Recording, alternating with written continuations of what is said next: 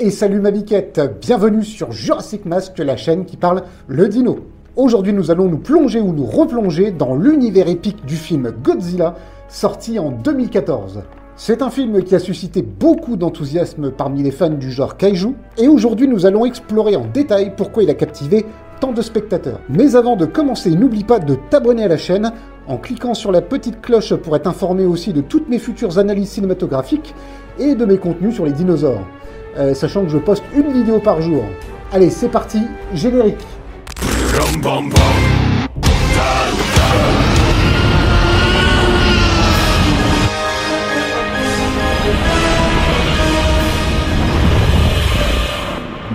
Avant d'entrer dans les détails du film, prenons un moment pour comprendre le contexte de sa création.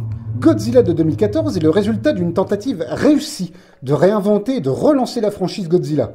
Réalisé par Gareth Edwards, le film a été acclamé pour son approche plutôt réaliste des kaiju et son hommage respectueux aux films originaux.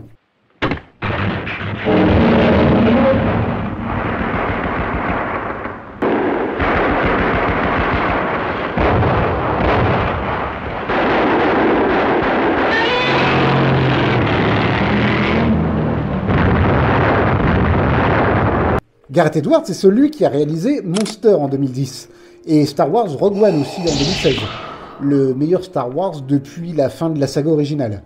Un réalisateur donc plutôt sérieux, avec une vraie patte artistique, et ça on aime. L'une des choses qui rend Godzilla de 2014 si captivant, c'est la façon dont il nous plonge dans un monde où les kaiju existent depuis des millénaires. Le film explore l'idée de la coexistence fragile entre l'humanité et ses créatures colossales avec la société monarque, et on en reparle un petit peu après de la société monarque. Les scènes de destruction massive deviennent alors des métaphores puissantes sur les forces naturelles incontrôlables. L'humain est remis à sa place, et il ne peut rien changer au spectacle qui se déroule sous ses yeux. Pour une fois que c'est pas l'Amérique qui sauve le monde. Maintenant parlons des personnages. Le casting du film, comprenant des acteurs talentueux tels qu'Aaron Taylor-Johnson, qui a joué notamment dans Kick-Ass, et aussi qui joue le rôle de Vif Argent dans Avengers l'ère d'Ultron, Elizabeth Olsen, qui joue Scarlet Witch, donc la sœur de Vif Argent dans Avengers l'ère d'Ultron, Bryan Cranston, qui lui joue dans Breaking Bad, et qui est aussi le père de Malcolm dans la série éponyme, ou encore Juliette Binoche. Oui, un casting plutôt improbable, mais qui offre des performances très convaincantes. Chaque personnage apporte une dimension différente à l'histoire, et le film réussit à créer une connexion émotionnelle avec le public malgré le chaos qui se déroule totalement à l'écran.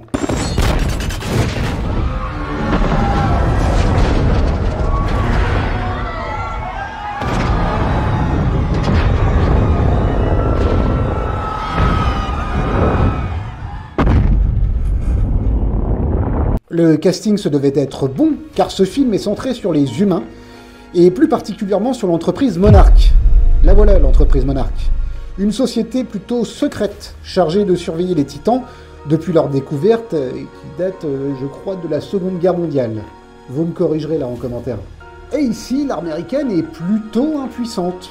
Oui, parce qu'on suit quand même l'armée américaine, mais là ici, elle subit, elle accompagne, elle essaye de comprendre, mais elle comprend très vite qu'elle peut rien y faire en fait. Et c'est pas faute de lâcher de la munition, mais c'est sans effet. Donc, Monarch, qui est la structure du Monsterverse, un univers étendu de films de monstres, dont Godzilla et Kong, oui, King Kong, font partie. C'est un seul et même univers. Et cette entreprise semble connaître beaucoup de choses sur ces créatures dont personne n'a jamais entendu parler. Les bazars sont monstrueux et personne n'en a jamais vu. Certains ont critiqué vivement le film car ils le trouvaient un peu trop long, un peu trop mou.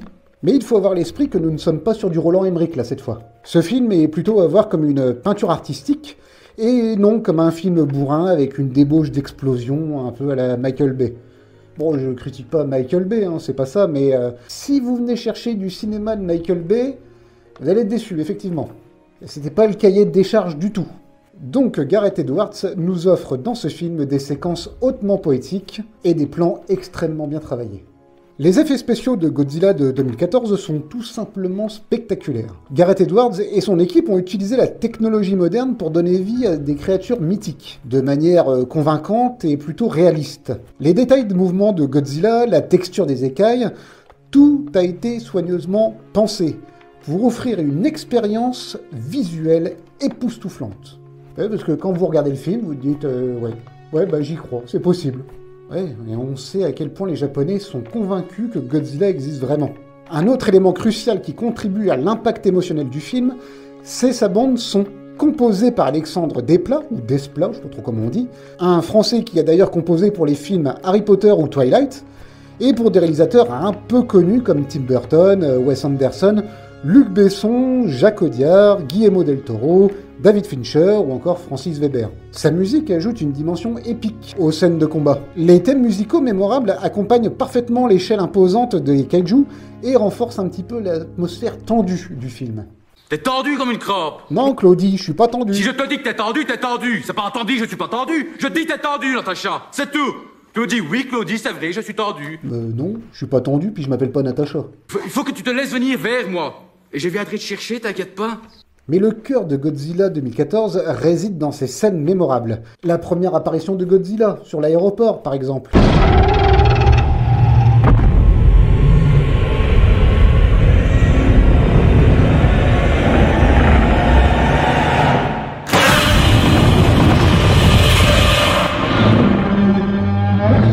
Le face-à-face avec les mutos. La scène du train bien sûr.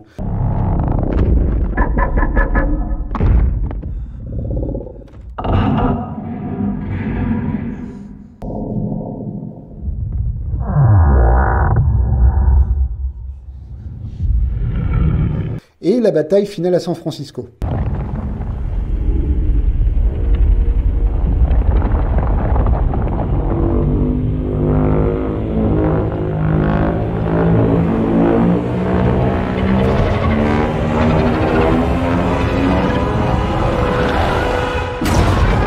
Chacune des scènes est méticuleusement construite pour capturer l'essence de Godzilla en tant que force indomptable de la nature et faire monter la tension graduellement. On ne voit d'ailleurs Godzilla qu'1 heure après le début du film. Certains diront que c'est beaucoup trop long pour le voir, et d'autres comme moi ont apprécié, car le fait d'attendre la tête d'affiche en apprenant beaucoup sur l'univers, par l'intermédiaire des humains, contribue à justifier l'apparition du kaiju. Parce qu'il serait arrivé un petit peu comme ça, comme un cheveu sur la soupe, en disant tiens c'est Godzilla, on vous sert du Godzilla et démerdez-vous pour rentrer dans l'univers, bah on y croit un petit peu moins. Là on monte dans le wagon de Gareth Edwards et on le suit, tout le long. Mais au-delà des scènes d'action et des effets spéciaux, le film aborde également des thèmes plus profonds. Il explore la responsabilité de l'humanité envers la nature et les conséquences de nos actions. Godzilla devient alors un symbole de l'équilibre naturel que nous devons respecter pour éviter les catastrophes. Je pense qu'en plus, aujourd'hui, ça devrait nous parler beaucoup plus. Bah oui, forcément, tu vas mettre une boutonneuse à la télé avec la peau grasse et les cheveux dégueulasses, qui va te dire qu'il va falloir trier tes poubelles, économiser l'eau et ne plus utiliser de carburant, parce que ça va tuer la planète, et ben on a moins envie de la suivre, bizarrement. Alors que par l'intermédiaire de films comme Godzilla, par exemple, on nous montre un petit peu ce qui pourrait se passer si on n'arrête pas de scier la branche sur laquelle on est assis. Des tsunamis, des tremblements de terre, des explosions nucléaires... Enfin bon, tout le tremblement pour créer des catastrophes humanitaires que nous ne pourrons pas résoudre. En conclusion, Godzilla de 2014, ce n'est pas seulement un film de monstres, c'est une expérience cinématographique immersive qui réussit à capturer l'esprit de l'original de 1954, tout de même, tout en apportant une touche, une grosse touche, de moderne. Il a redéfini les attentes pour les films de kaiju et a marqué le début d'une nouvelle ère pour Godzilla au cinéma. Du moins, ça partait plutôt bien. On en reparlera un petit peu plus tard des suites. Ce film a été tourné à hauteur d'homme, pour avoir un point de vue humain et réaliste. Le spectateur est impliqué et comprend mieux les enjeux de l'histoire, et la démesure des titans, justement. Ici, l'humain assiste à ce qui arrive, il ne change rien au dénouement de l'histoire. Il intervient certes, mais seulement pour suivre l'évolution géographique des titans. Il ne change rien à ce qui se passe. Dans ce film, comme dans la vie, il y a de la frustration. À ne pas tout voir, car vous êtes bousculé par la foule, parce que le combat est trop loin, parce que les titans sont trop grands, ou parce que l'image est trop sombre. Et oui, ça, c'est un peu le point noir du film, justement, c'est que vous avez des séquences où, quand il fait nuit, il fait nuit. Il va falloir avoir de l'imagination, une très belle définition pour voir ce qui se passe. Bon, c'est malin, hein, comme procédé cinématographique. Le seul problème, c'est qu'effectivement, comme je le disais, ça crée de la frustration. On a Godzilla rarement sur des grands plans exposés en pleine lumière, si ce n'est un petit peu à la fin.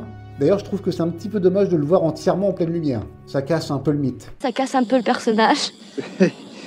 Eh bah t'inquiète pas ma chérie, ça casse pas ce qu'il y a dedans. Bon, comme vous l'avez sûrement compris, j'ai adoré ce film. Comme Jurassic Park, on ne nous sert pas du Godzilla de façon obscène, avec du plan du kaiju toutes les minutes. La tension monte progressivement, et le temps l'image des monstres est contenue, pour adopter un point de vue humain. La compréhension et la psychologie des titans n'est même pas un sujet. Ils font ce qu'ils ont à faire, et nous, pauvres êtres humains, on subit. Bref, si vous n'avez pas encore vu ce film, je vous encourage vivement à le faire. C'est clairement une lettre d'amour aux fans du genre. Partage ton avis dans les commentaires et laisse-moi un petit pouce bleu si t'as apprécié cette analyse. Et n'oublie pas surtout de t'abonner pour avoir plus de contenu sur les dinosaures et le cinéma. En tout cas, merci de m'avoir rejoint sur Jurassic Mask, la chaîne qui parle le dino. Et à bientôt les miquettes. Ciao!